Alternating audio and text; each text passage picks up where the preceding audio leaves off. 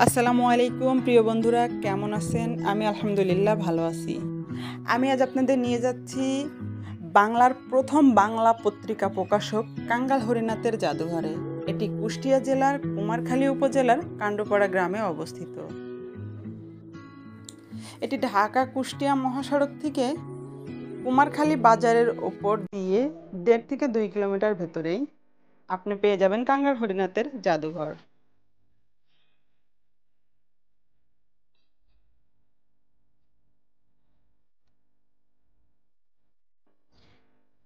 হ্যাঁ বন্ধুরা, আমি এসে পৌঁছে গেছি কাঙ্গাল হরিনাথের জাদুঘরে।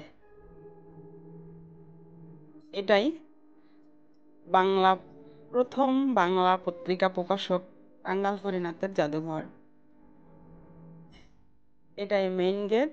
এই গেট দিয়েই ভেতরে প্রবেশ করতে পারবেন।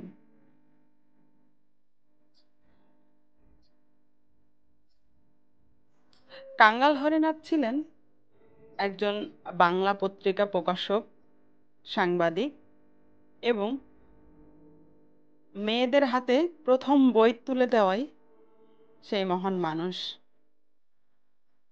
তিনি বালিকা বিদ্যালয় বাংলাদেশে প্রথম স্থাপন করেন।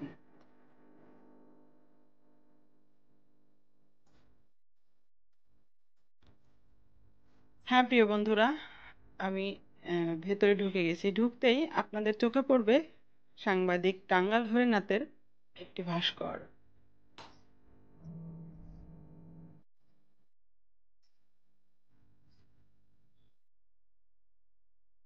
এই কাঙ্গাল হরিনাথের ভাস্করটির সাথেই আছে অডিটোরিয়াম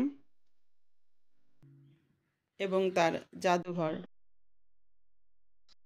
এখানে সবচাইতে মনোমুগ্ধকর দৃশ্যটা হচ্ছে এই সিঁড়ি।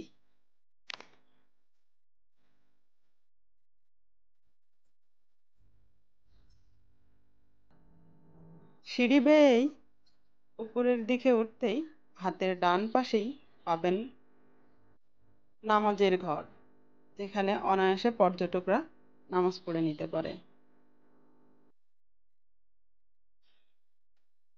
এটাই সেই নামাজের জায়গা, যেখানে দেশ দেশের যে কোনো জায়গা থেকে মানুষ এসে অনায়াসে বিশ্রাম নিতে পারবে এবং নামাজ পড়তে পারবে।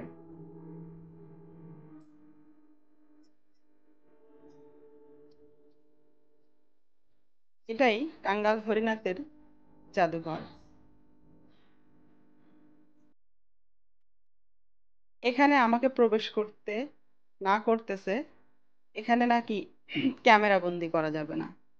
তো আমি জাস্ট এতটুকুই ধরছি আপনাদের, এর চাইতে বেশি কিছু দেখাতে পারবো না।